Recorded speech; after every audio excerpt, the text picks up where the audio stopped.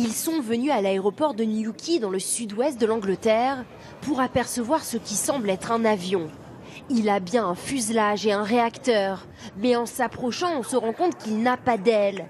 Voici la première voiture supersonique sortie de son hangar hier pour la première fois. L'engin de 5 tonnes se positionne sur la piste. Dernier réglage. À l'intérieur, pour le pilote, la tension est maximale.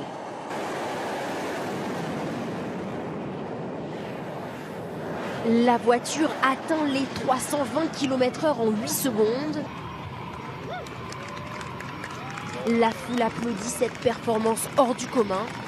5 km en 16 secondes. Car d'ici 2019,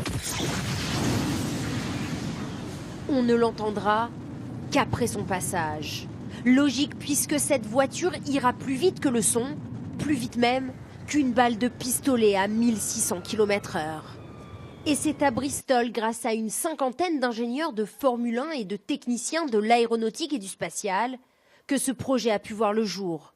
9 ans de travail pour cette voiture supersonique, composée de 3 moteurs, dont un moteur fusée. Et aux commandes, Andy Green, un ancien pilote de la Royal Air Force. Et même si aujourd'hui la voiture n'a pas encore atteint sa vitesse maximale, le pilote s'y voit déjà. À basse vitesse, pour nous c'est 4 ou 500 à l'heure, ce sera presque de la conduite classique. À 6, 700, 800 km/h, des ondes de choc vont se former. Puis il y aura le bang lors du passage du mur du son vers 1200 km/h. Il fera très chaud dans mon cockpit et ce sera très bruyant. Les roues vont alors quitter le sol, ce sera un peu comme conduire sur de la glace, dur à contrôler. Puis enfin, 1500, 1600 km/h. La plus petite action sur le volant entraînera une réponse très violente du véhicule. Voilà, tout ça ce sera mon boulot.